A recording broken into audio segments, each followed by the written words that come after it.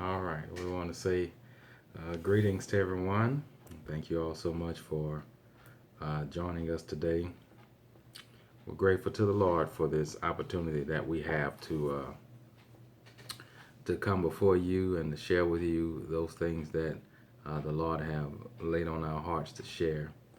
All right, so I thought today that I was just going to pray and talk and just pray whatever the Lord had laid on my heart to pray. But it seems like the Lord wants us to take another route, and so that's what we're going to do. Um, we're going to talk to you about a few things this morning, and I pray that it really gets to you, that you can really be helped by what the Lord is going to say. I think that is important uh, for um, us to realize where we are in the body of Christ, and for us to um,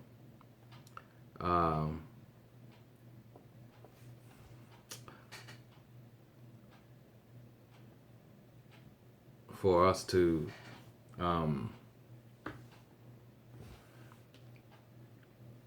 really take heed to what the Word is saying. And so, if you have your Bibles, let's go to the 16th chapter of the book of Mark. You have to excuse me, I'm trying to get logged in correctly, and so we can get on the internet here uh, with this little tablet. So the 16th chapter of the book of Mark, and we're just going to cover a few things, and I really believe that this is part of our issue today. I really believe that this is one of the reasons why people have the problems, some of the problems that they are having. And I'm telling you, I really hope that you all listen in, even to the members of this ministry. I really hope that you get this, that you listen in and really listen closely to what is going to um, be said.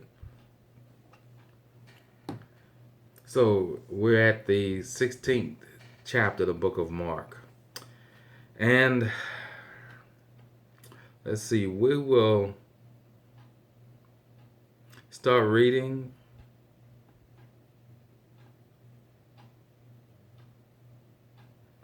We will start reading at verse 9. So the 16th chapter of the book of Mark, we'll start reading at verse 9. It says, "Now when Jesus was risen early, the first day of the week,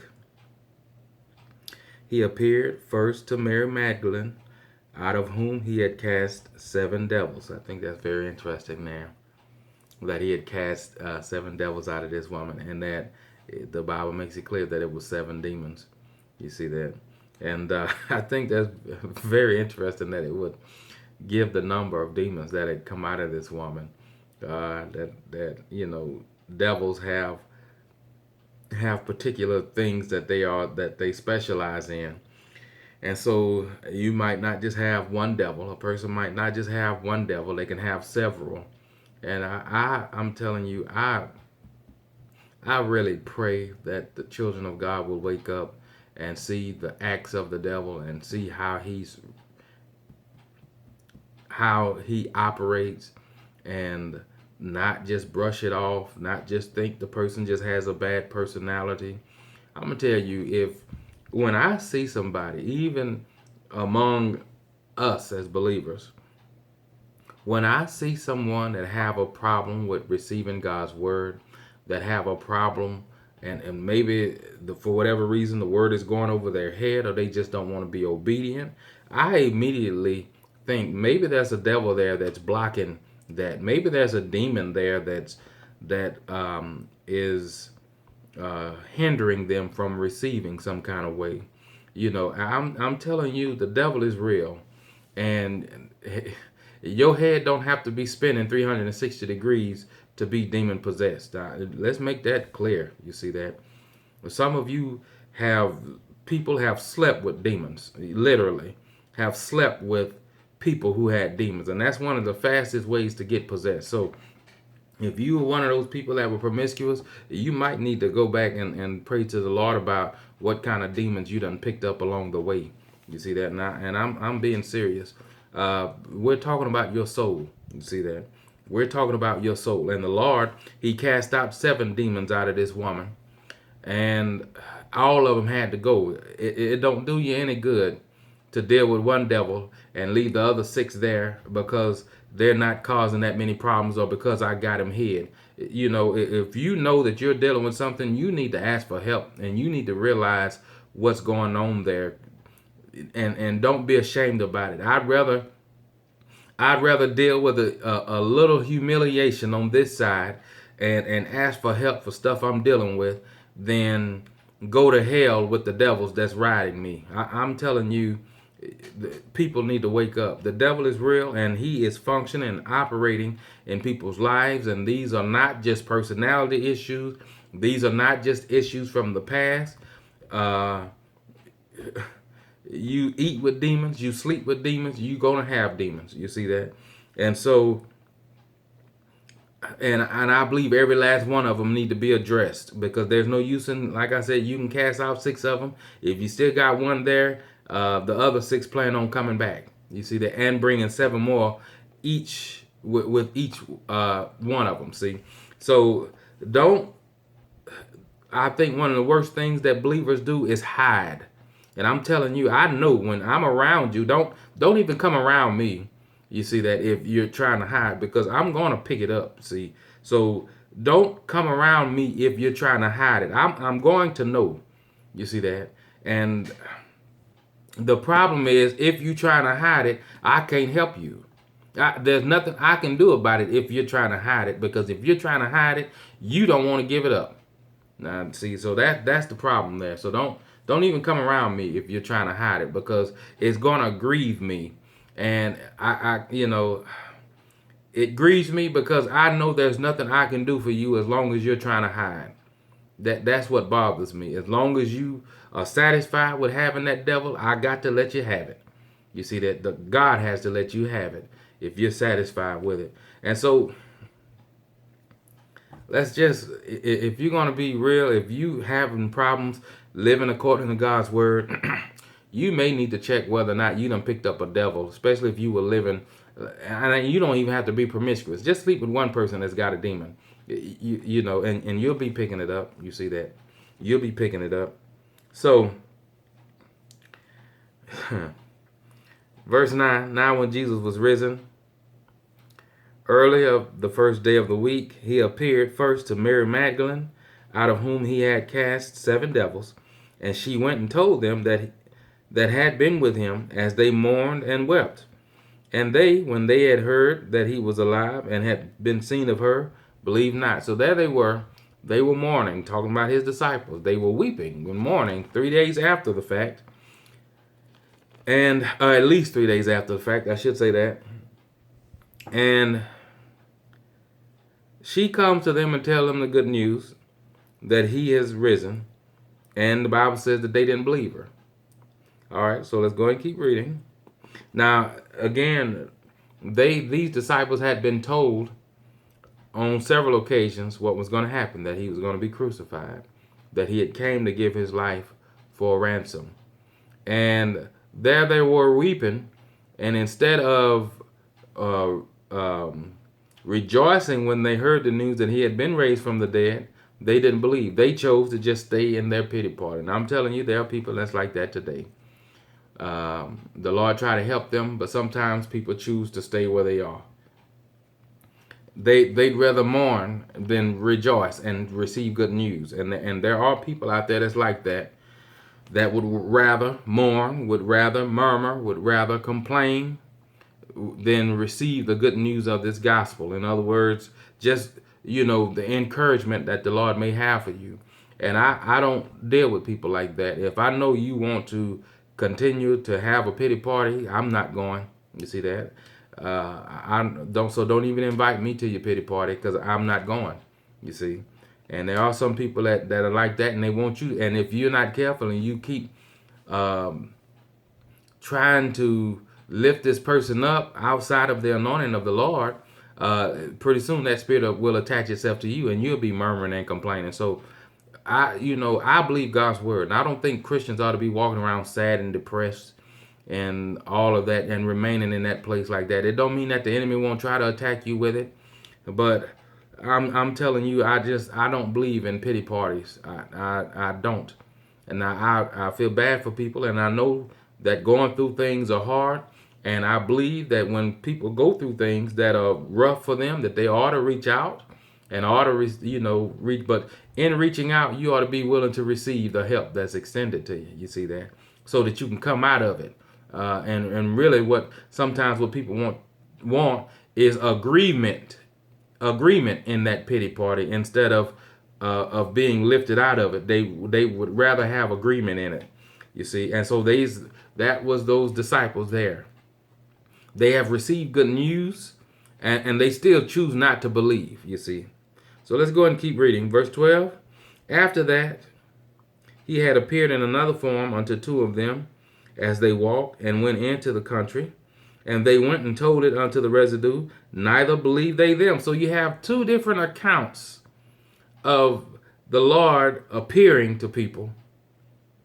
And these disciples have received two different accounts of this. And yet they're still choosing not to believe. They didn't even go check it out. They didn't even say, well, maybe there's something to this. Maybe, two of them can't be conspiring together like that. Two of them just can't be coming up with this. Maybe there is something to this. No, they didn't do that. They didn't do that at all. Let's read verse 13 again. And they went and told it unto the residue, neither believed they them. Verse 14, afterward, he appeared unto the 11 as they sat at meat. In other words, eating. So there they are mourning, crying, weeping, falling out all over the place because the Savior, as far as they're concerned, had been killed, and the hope of Israel and really of the world had been killed. And in that morning, they get told, hey, the Lord is alive. He's alive. We've seen him by two different parties, and they still choose not to believe. And instead of going to check it out to see maybe the Lord was telling the truth when he said that he was going to rise from the dead, they decide to cook and eat.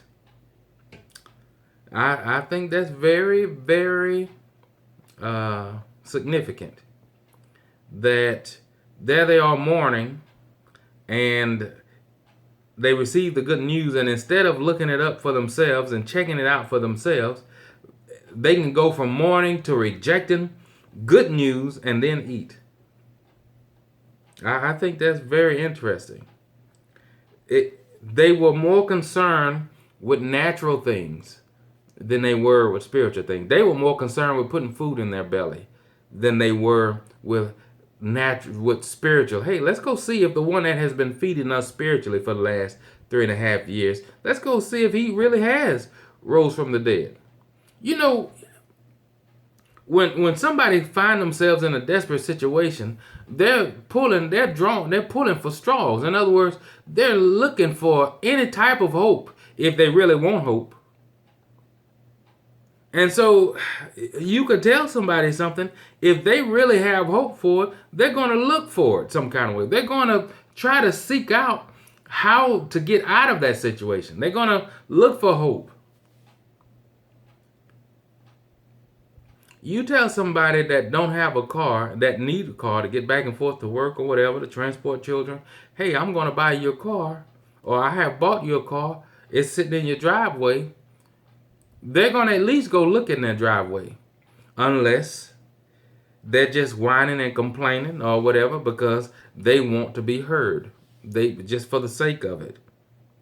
So what is it that causes people to be so indifferent towards their own situation, and not only them but other people? What causes the indifference there? How can somebody go through something? And I'm talking to us as believers. How can somebody be going through something so terrible in their lives and believers just shake them off and not have any concern, not pray for them, not seek the Lord for them? How can that happen? How can believers go to church with other believers who are going through things and those believers just ignore them, just just have no concern whatsoever for them, no compassion whatsoever? How? Let's read verse 14. Afterward he appeared unto the 11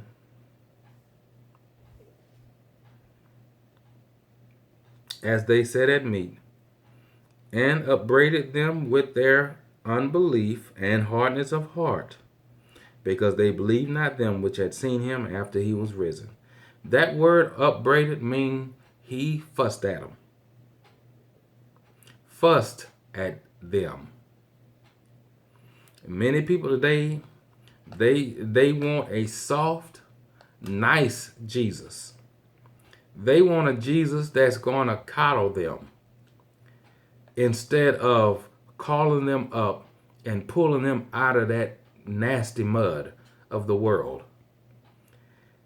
Jesus saw the issue and the potential danger here. The fact that these disciples could be sitting here crying, mourning during the day, 3 days after the fact, and then he sends basically two different parties to them to tell them he had risen, and they still choose to walk in unbelief, still choose not to believe it. And not only that, but to go on eating just like everything was everything. Their insincerity, their indifference towards the situation. That's the reason why he upbraided them. What was it? Their unbelief and hardness of heart. Hardness of heart, when we believe something, we believe it from the heart. Okay?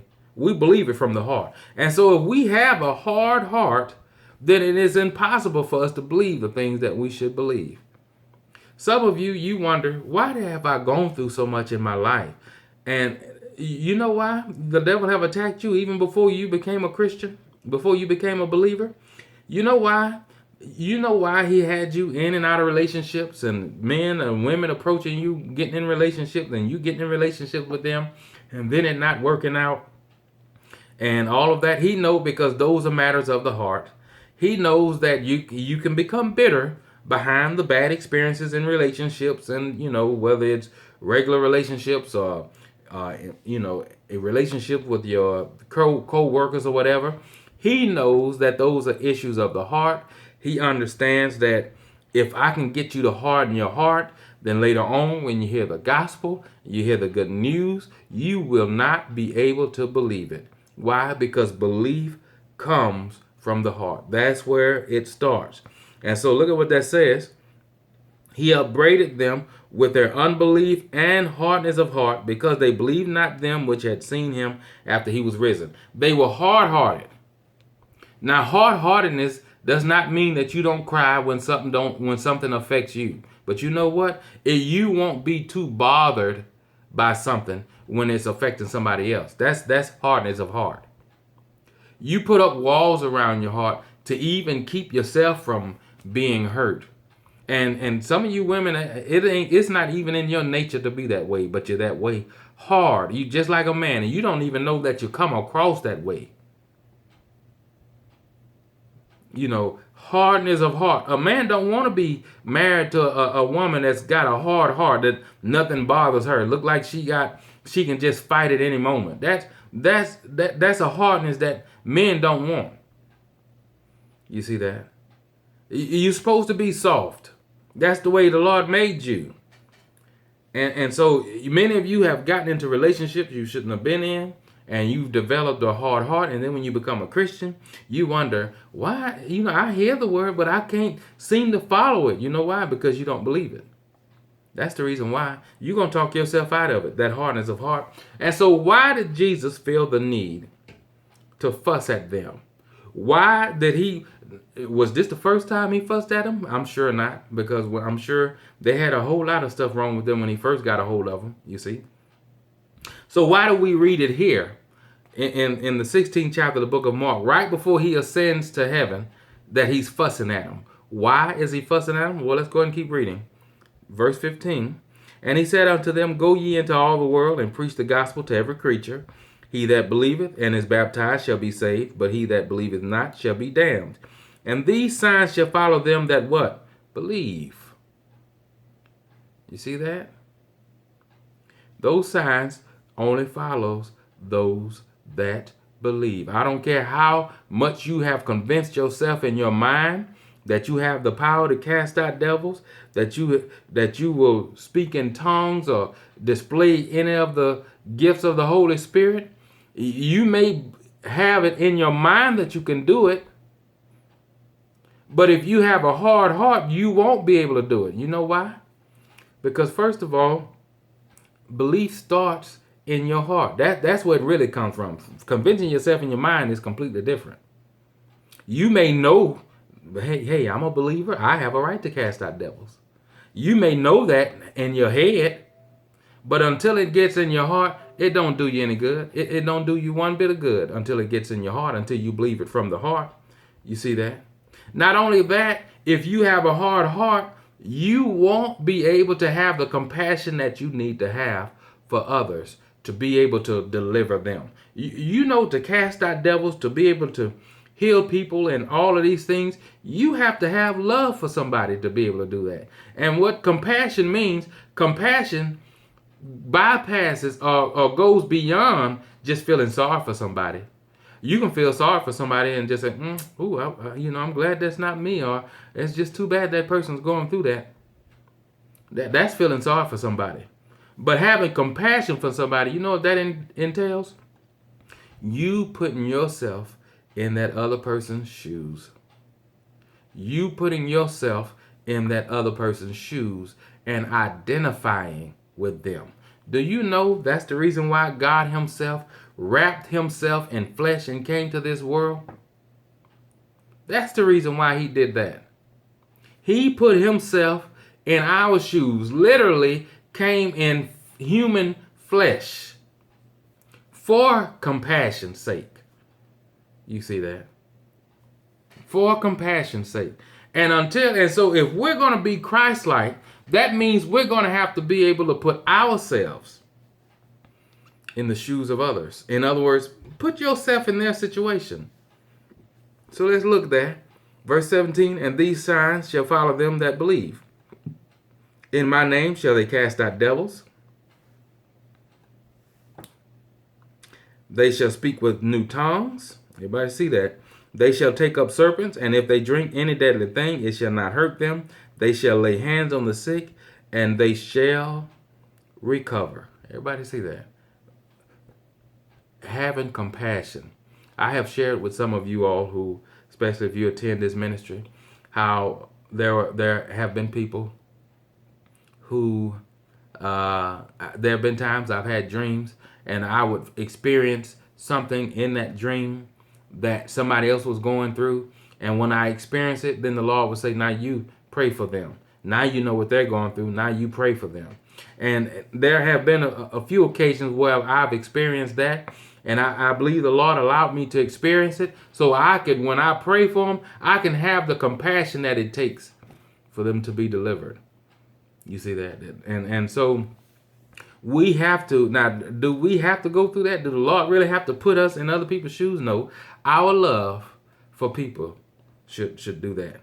And see, it is impossible for you to be able to put yourself in other people's shoes if you don't have true love. And it is impossible for you to have godly love if you have a hard heart. If you have gotten bitter because of experiences in life, it is impossible.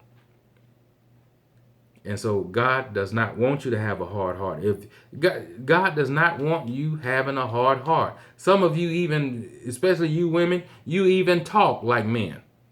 What do I mean? You develop a vocabulary that men have. It's a fruit of that hard heart. And that's not God's will. That's not God's will. So let's go to the real quick to the 12th chapter of the book of 1 Corinthians.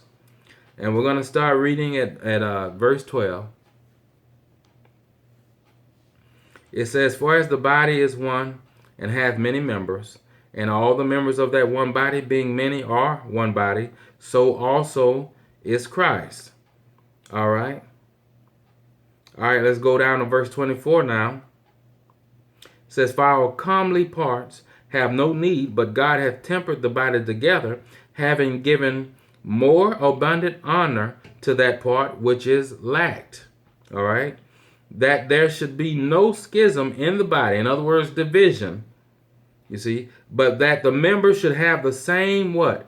Care one for another. How does he mean? Verse 26. "And whether one member suffer, all the members suffer with it. Or one member be honored, all the members do what? Rejoice with it." I am telling you, that is something that is lacking in the body of Christ. Look at what that says there. "And whether one member suffer, all the members suffer with it." Not some of them, all of them. Especially you local believers, you people that go to church.